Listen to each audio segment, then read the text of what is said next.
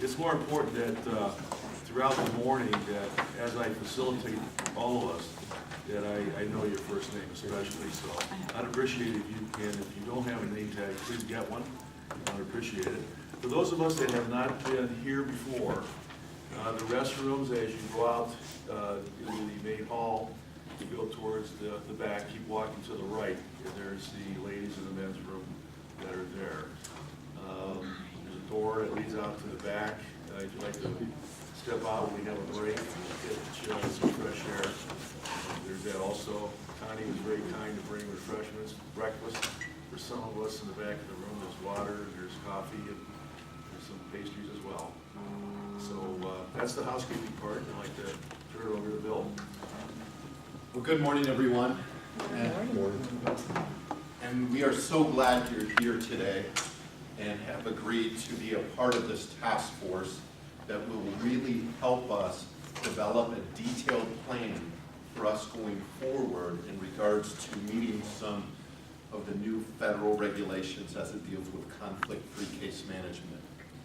Just as a reminder, conflict-free case management is essentially says in the Medicaid environment that you cannot provide case management and be an author of the person-centered plan and be a Medicaid service provider of the adult day array and non-medical transportation. So Ohio has been granted an extension in regards to compliance, but we do have to meet benchmarks. The biggest benchmark is in 2020, and each county has to be down to 30% of service provision by that time. So what that means for us is that we have to either serve 100 people less per year, or we have to then serve 500 less all at once. So those are kind of two very unique strategies in regards to meeting that benchmark that has been established for the state of Ohio. We at the board have been on a journey for at least since 2010 in trying to redefine who we are. And where that definition has been changing is some just simple language changes in regards to moving from a sole provider role to funding and monitoring services. So what this group is going to help us do, and we have so many different groups and individuals and opinions in this room, that we're going to take the best of all of you in developing this detailed plan. So what we are going to be relying on this group for is telling us how and telling us when. Those are our two charges here for today and April 14th. How are we going to do it? When are we going to do it? We know we have to meet benchmarks. We know we have to be no longer a Medicaid certified provider of the adult day array and non-medical transportation by 2024. So the 2020, 2024 are key dates for this group. We also know where we are today. The Board of Developmental Disabilities provides 25% of the non-medical transportation. So right now, the private community, private providers, the Cifrins, the Midwest, the Excels, the REM Ohios, they provide 75% of that non-medical transportation. We know that for the adult day array, which includes adult day support, vocab, enclaves, that we provide 50% of the services presently. And right now, the private community provides the other 50%. So when we started on this journey back in 2010, we were clearly in a very, very different place. we provided the majority of the day services and non-medical transportation. We provided 75% of the day array services and 75% of the day array services. So what has happened, and it was intentional, we made incremental changes to how we did things, and people began to choose other providers.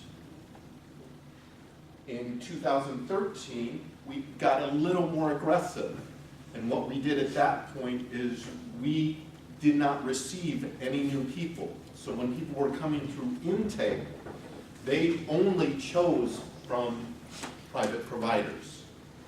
And we said, hey, you know what, we'll be here as a provider, as a safety net for you if you're not successful with the private provider community. And what has happened since 2013, we have not had one person that we've had to then serve coming from a private provider back to us in regards to needing more supports. So that is very, very successful, and we want to thank those that are here that are representing the private provider community and to give their in-depth input and feedback into this and what works for them, what doesn't work for them, what are the challenges they are facing. And I want to thank the individuals served that are here, that are giving their perspective in regards to, okay, what does this mean for me? And we have parents here who are going to provide feedback in regards to what does this mean to me? And we have parents in the room that were so served exclusively by Start DD and then made another choice and what their journey has been. So we have that perspective in the room. We have SSA involvement. We have job coaches. We have union representation. We have board members here. We have supervisors here. We have fiscal here. We have a very unique group that is going to really tackle a problem, an opportunity, depending on where you sit. So I want to thank you.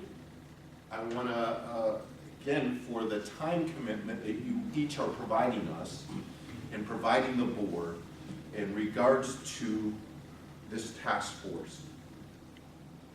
So what happens after we come up with these detailed recommendations?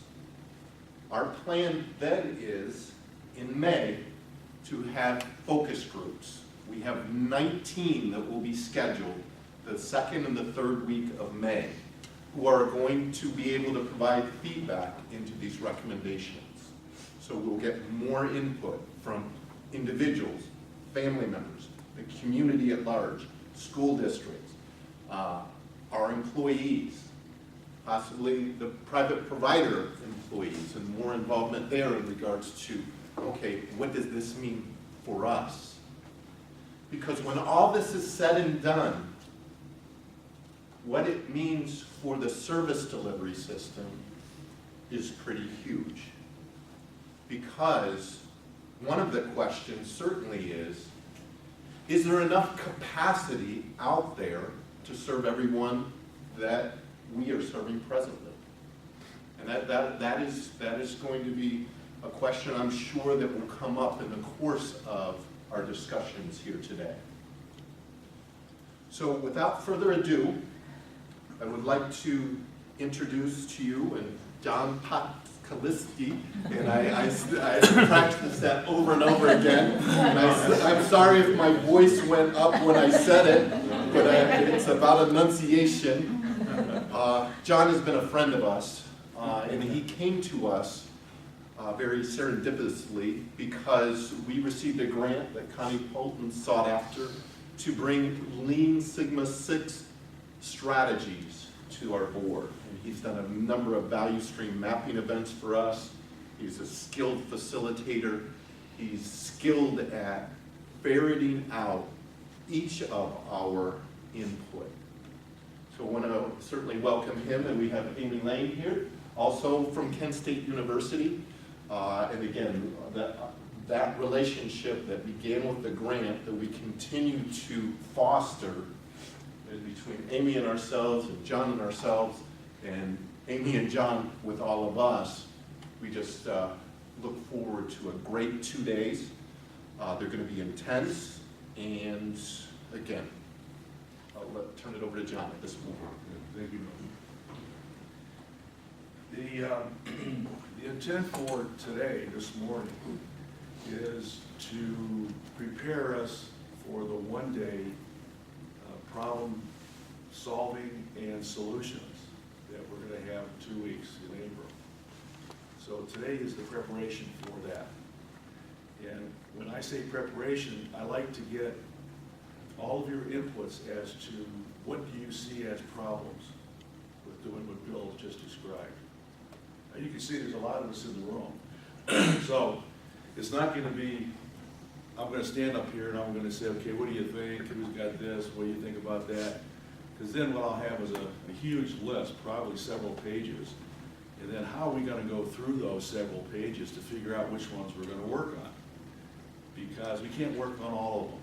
I mean, if we sit here and think about it, count the amount of people in the room, multiply that times, say, just, geez, 5 problems each. That's a ton of stuff to try to get through.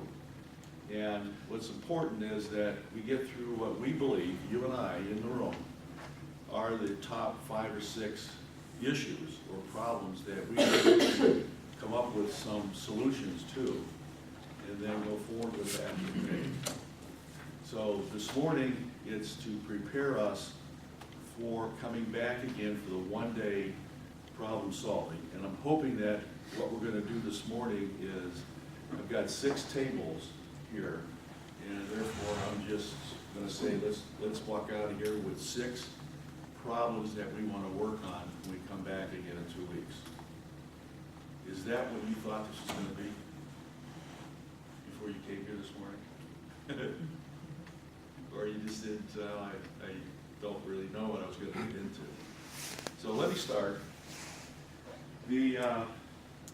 This was, Bill, how did this communication go out? Just via email. The email, did some of you see this here? I think most of us are shaking your heads, so I'm assuming you did. Now in here, Bill talked about what is it, and so what I've done is I've taken the first paragraph, half of that paragraph, half of that is I'm going to create a problem statement. So the problem statement is,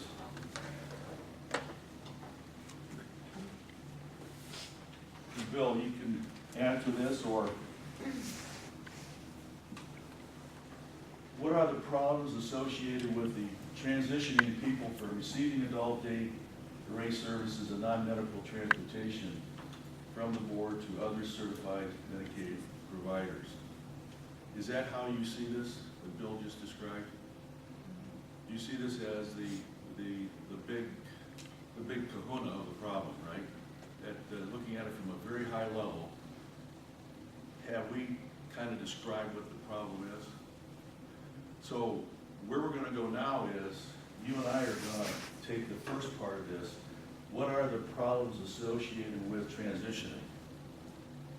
From your perspective, from your understanding, from a parent, from a provider point of view, what do you see as the problems in doing this? Some of you have had already experiences.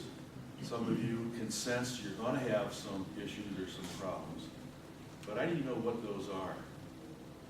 And then, as your facilitator this morning, I'm going to take all of your thoughts, what you think are the issues, even if they're something that you really can't put your finger on it, but yet your senses are telling you there's something on the smell right in the kitchen. I like to know that. And then as a group, probably mid-morning, late morning, we're gonna vote. We're gonna vote on what are those issues. And then hopefully it'll bubble up and we'll end up with 6 or 8 or 10 major problems that we're then gonna work on. And then when you come back in 2 weeks, I'm gonna ask you to sit in the table that's going to address that problem. And what are the ideas or solutions that you have. So you're gonna have a couple of weeks to let some of this soak, come back with some ideas, talk to some people, because that's what you're gonna work on when you come back. But you can see from the size of the group, if there was only 10 of you here, we'd be approaching this a lot different. But with such a large group, and you have something to say, I know you do, or you would not be here. I need to capture what are those things. So the first thing we're gonna do is we're gonna start trying to express what are, as you see them, what are the problems associated with what Bill just said? Questions? Anything? All right. There are not enough drivers. I'm sorry? There are not enough drivers. Okay, that'll be something that you're gonna write. And that's a good start. Is it Gina? That's a good start, Gina. Not enough drivers. On the tables are orange Post-it note. I like to have one problem per Post-it note.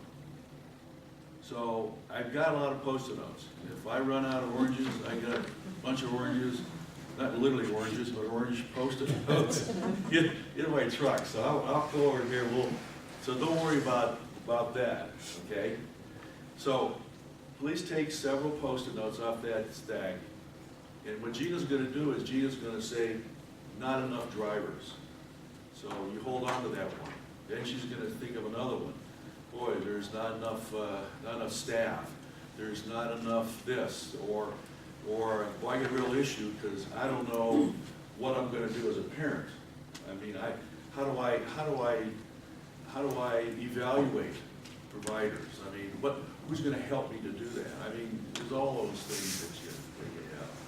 The staff at the board, they're looking at it maybe a little different than you are. Because some of you are the end user, you're the end user of the service. But there's people in the room that are providing that service. So you're gonna have different issues. Fair enough? All right, you got a pen, you got the orange Post-it note. And here's what I would like for you to do. Do this silently. This is not a group talk through it, what do you think? I wanna know your what you think rawly from you, this is what I believe. When you have those notes, please walk up to the wall and put them on the flip chart. Now, you can move tables around if you like. I just didn't want you to think that if I had a table way out front here, that they're somehow they're different, right? So this table here, this is your flip chart where you throw up all your Post-it notes. This table over here, this is yours. Where Connie is sitting back here, that's yours there. Okay, this table here that Michael and Jesse are at, if you want, you can certainly take this table and move up a little closer, because this is yours.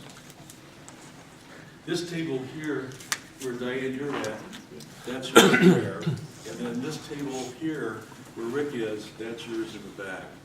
So if you like, and you want to move closer to it, you can move these tables around. They're not nailed to the floor, so you can do that.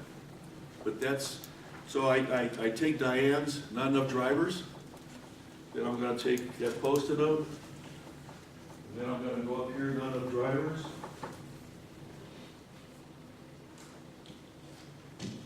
Step up there. Don't try to organize them. Don't try to make sense out of them. Don't try to, let's see, all these are concerning drivers, all these are concerning, something else, on Whipple Road, this is here. Don't, just throw them up here. I got lots of orange Post-it notes, and I have lots of flip charts. And we all need We need to know what you're thinking. What do you believe are the problems associated with transitioning people from receiving adult daycare from the board to other certified